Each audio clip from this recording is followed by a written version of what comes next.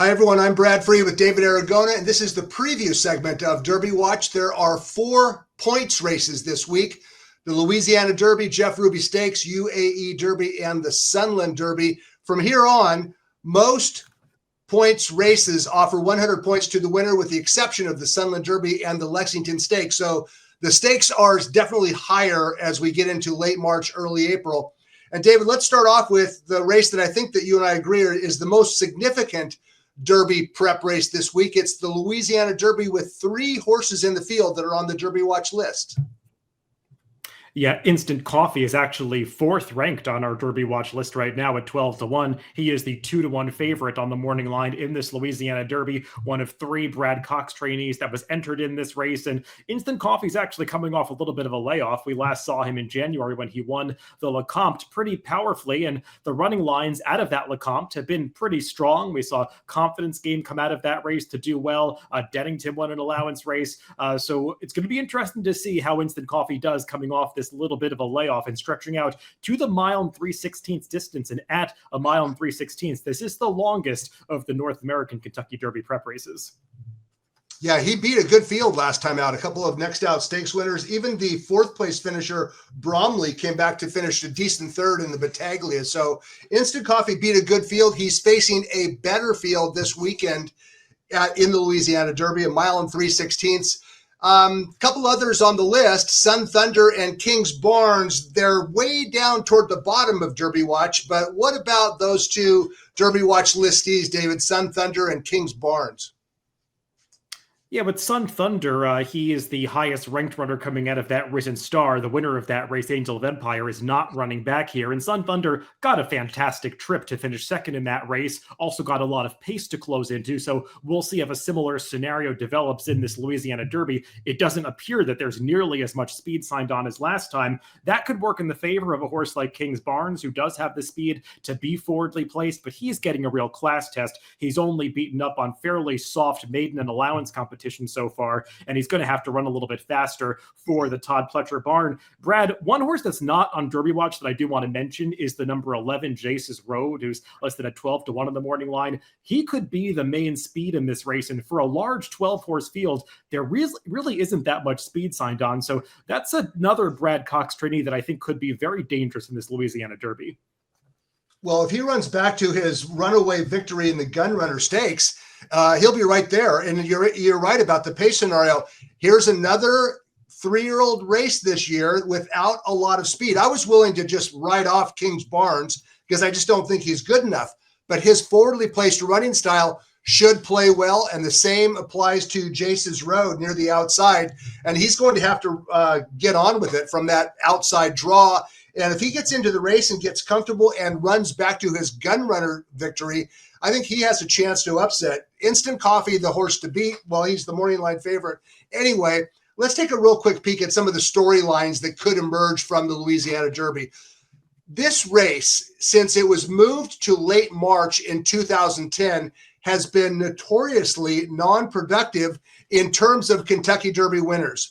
Last year, Epicenter finished 2nd in the Kentucky Derby. He was coming out of Fairgrounds prep races. But since 2010, when the Louisiana Derby moved to late March, horses that ran in the Louisiana Derby and made their next start in the Kentucky Derby, 0 for 31 with 4 seconds and 4/3. I guess you could put an asterisk and say, well, Mandaloon, he's kind of the Kentucky Derby winner since off the DQ of Medina Spirit. But this race has not been all that productive since they changed the date of the race. Brad Cox is loaded with 3-year-olds, and he's trying to win his 4th consecutive stakes race with a 3-year-old of 2023. He won the Gunrunner with Jace's Road, the Lecomte with Instant Coffee, and the Risen Star with Angel of Empire, and he has 3 in the field. And this race over the last 10 years has been relatively formful.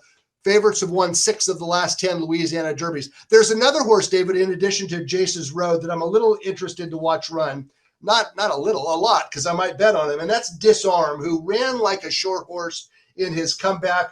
He's listed at 10-1 on the morning line for Steve Asmussen. And I think that Disarm, if he moves forward from his comeback, and he should, I think he has a chance to outrun his odds. So Disarm at 10-1, Jace's Road at 12-1. a couple of long shots to look forward to in the Louisiana Derby. But David and I agree. I think you agree, David. Instant Coffee, the horse to beat? He's the horse to beat, but another horse that doesn't have a whole lot of early speed. So we have to see how this pace scenario works for him because he'll be running late as well. Good point. That's the Louisiana Derby on Saturday at Fairgrounds. Okay, let's go to a race that will be run on synthetic, and it's the Jeff Ruby Stakes. This is at Turfway Park, and only one Derby Watch lister in this field, and that is Two Phils, who is drawn in post number 10. He's listed as the 7-2 favorite on the morning line. This race, here's an interesting tidbit. Since 2010, the Jeff Ruby Stakes has produced more Derby winners, Kentucky Derby winners, than the Louisiana Derby. You wouldn't normally expect that, but Rich Strike last year, he came out of the Jeff Ruby and upset the Kentucky Derby. And back in 2011, Animal Kingdom actually also came out of this stakes race to win the Kentucky Derby. So even though it's run on synthetic, recent history suggests that maybe we need to pay a little bit more attention to this field. David, what about Two Phils? He's the only Derby Watch listee in the field, but he's not even the morning line favorite. What do you think about Two Phils? I thought Two Phils ran pretty well at each of his last two starts at Fairgrounds, finishing behind Angel of Empire and Instant Coffee, those Brad Cox trainees we just talked about. He made some early moves into quick paces in those races, but it's a completely different ballgame here with him switching to the Tapeta surface for the first time. A lot of other horses in this field have experience on synthetic, or if they don't, they have experience on the turf, which a lot of people prefer when horses are making that switch to turf from turf to synthetic. Two Phils has been on neither of those surfaces. He's only been on dirt so far in his career, so feels like a big question mark as to whether he's going to handle it, but the connections chose to point to this race, so they obviously have some optimism that he's going to be able to be effective here. But Brad, this just handicaps as a wide open race. It's the kind of 12-horse field where I wouldn't be surprised if just about anybody won this race. Yeah, I agree, and that's a good point you bring up regarding the surface switch. 5 of the 12 horses in this field have already won on synthetic. Two Phils is not one of them. He is by hard spun, and I think hard spuns are fine on synthetic. I thought that 7-2 was actually a betting number on Two Phils. I think he's going to be tough to beat. But the morning line favorite, well, he's one of those aforementioned grass horses switching surfaces, and that's Major Dude. Let's take a look at the stretch run of the Kitten's Joy last time out at Gulfstream Park. Major Dude was 7-5 in this grade 3 grass race, and he took care of business. He rallied from behind. He won going away. A good, solid win by a son of Bull Doro. It'll be interesting to see if he runs well this weekend, what trainer Todd Pletcher does. He's never run very well, not at least so far, on dirt. I know he won his career debut. It was at Monmouth last summer, but his progression coincides with his switch to grass. So it'll be interesting to see what Major Dude, how he runs on synthetic, and what Pletcher decides to do afterward. And then secondly, David, you brought up the point that Two Phils never raced on synthetic. Fantastic, again, has in fact run on synthetic over the Turfway Park surface, and this is the race to which Wesley Ward has pointed Fantastic again. Let's take a look at the stretch run of the Leonotis Stakes last time out, and Fantastic again, he made the lead, he cruised, and he was gone, but it turns out that this was a pretty strong race. The 5th place finisher, Raised Cane, came out of this race to win the Gotham next time out, and the 9th place finisher, Hayes Strike, came out of this race to win the private terms last week at Laurel. So Fantastic again. I know that you and I have maybe discussed him a little bit. If you had to make a pick right now, David, who would it be in the Jeff Ruby? It's a little early. I still have a little more work to do on this race. I'll actually be recording a handicapping video about the Jeff Ruby and all of these Derby preps this weekend that you can find on the Daily Racing Form YouTube channel. So make sure to check those out when they're posted. This is the most wide open race, I think, of the Derby preps we're going to talk about this weekend. I think that Fantastic, again, makes sense coming off a little bit of a layoff. He was really impressive last time, and he'll be trying to do it from the front end here, but he's certainly a horse that's bred to get the added ground that he's going to be trying in this race. And Major Dude, I mean, you summed it up pretty well, Brad. He's run well on the turf. He actually has handled the dirt. He hasn't run as fast on it, but he won over it. So why not handle a third surface? He's a progressive type that just seems to be improving with every start. So I'm not really against any of these favorites, but it's the kind of race where a lot of questions need to be answered. So I do want to keep an open mind about some bigger prices. Horses like Scooby Quando, Event Detail have shown some ability on the Turfway Park Tapeta surface. So I'll be interested to see how this race is bet, and I might want to do some price shopping. Well, 100 Derby points to the winner of the Jeff Ruby Stakes, and we'll find out what happens down at Turfway Park. On the other side of the world, early Saturday morning in the U.S., the UAE Derby will be run, and I don't know, I guess we're supposed to pay attention to this race. This is another 100 points to the winner Derby prep race. I looked up and down this list, and I just really can't find anything to get all that thrilled about.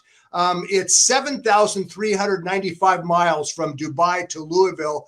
In my mind, it could be 1,000,000 miles. And the reason I say that is because there have been 18 Kentucky Derby starters who have prepped in Dubai. None of those 18 so much as hit the board in the Kentucky Derby. So I don't know. Can you offer some sort of, I'm kind of negative on this race. Maybe you have a different take. Well, I will say this race had a big impact on the Kentucky Derby last year because it produced Summer Is Tomorrow and Crown Pride, who were two of the key players in that pace that set things up for the race to fall apart for Rich Strike. So sometimes when the track at Meydan plays particularly speedy, it can produce a front-running type that makes it into the Kentucky Derby field on points. We'll see if that happens this weekend. Brad, I'm most interested to see how the 5 Japanese runners that were entered in this race fare in this prep that the Japanese have liked to use to springboard to the Kentucky Derby. They did it with Crown Pride last year. We saw them use this race with Lonnie in the past, horses that didn't run that badly in the Kentucky Derby. I should say Lonnie didn't. He finished in the first half of the field. But horses like Derma Sotogake, who I highlighted on our On the Bubble segment last week, he's coming off a third-place finish in the Saudi Derby. And actually, Dura Erede is already a Group 1 winner. He won a Group 1 going 1.25 miles on the turf in Japan. Also a horse that won on the dirt in that country, though. So I'll be interested to see how some of them run, but it's a wide open field. We've talked about Perrier before, another Japanese horse that won the Hyacinth early this year. And then you've got Worcester, who is a Bob Baffert trainee, still a maiden who's going over there coming out of that Robert B. Lewis Stakes that got such a high speed figure. The horses that are looking to get Kentucky Derby qualifying points in this race probably don't want Worcester to do well. Yeah, good point regarding the pace scenario as well. I don't know if we can take this race seriously as a legitimate Kentucky Derby prep, but it could influence the pace scenario of the Kentucky Derby. And whoever wins this race is in the Kentucky Derby if he wants to be, if his connections so choose, 100 points to the winner. So a very interesting and apparently wide open UAE Derby. The favorite is believed to be a horse by the name of Cairo, who has raced exclusively on grass and synthetic for Aidan O'Brien. So we'll find out a little bit more about these horses that are running across the world. A little closer to home, the Sunland Derby will be run on Sunday. And this is one of those aforementioned Derby points races that offers only 50 points to the winner, but 50 points should be enough to get into the Kentucky Derby if their connections choose. No Derby Watch listees in this field, but it's kind of an interesting race, even with only a handful of starters. David, what do you think about the Sunland Derby? Well, this is another race where it's possible that nobody might come away with those 50 points because you do have a Bob Baffert trainee in here in the morning line favorite, the number 6 Hard to Figure, and he's coming off a pretty fast race when he was a game second in that Robert B. Lewis behind the now sidelined Newgate. We'll get some lines on the performances from that race as Worcester is also running back out of there in the UAE Derby earlier on Saturday, earlier in the weekend. But against this field, Brad, I think Hard to Figure looks like he could be pretty tough. He is a 1 speed figure horse last time out. That's by far the highest number he's ever run in his career. But seeing some of his training since then, it just feels like he might be one that's moving forward at the right time. So Hard to Figure could be hard to beat, but nothing against horses like Fort Bragg and Henry Q. They also earned some nice speed figures in their recent starts. Yeah, it's interesting. Hard to Figure is one of those horses coming out of the Bob Lewis. And I know that, David, you and I, we had trouble evaluating that race. It earned a big number. And here we are, almost 2 months later, and nobody out of that race has run back yet until this weekend. So hard to figure at Sunland and Worcester over in Dubai, coming out of the highly rated Bob Lewis, and we'll find out if that high figure was legitimate. As far as recent history of the Sunland Derby goes, in 2015, the Sunland Derby winner Firing Line came back to finish second in the Kentucky Derby, won by American Pharoah.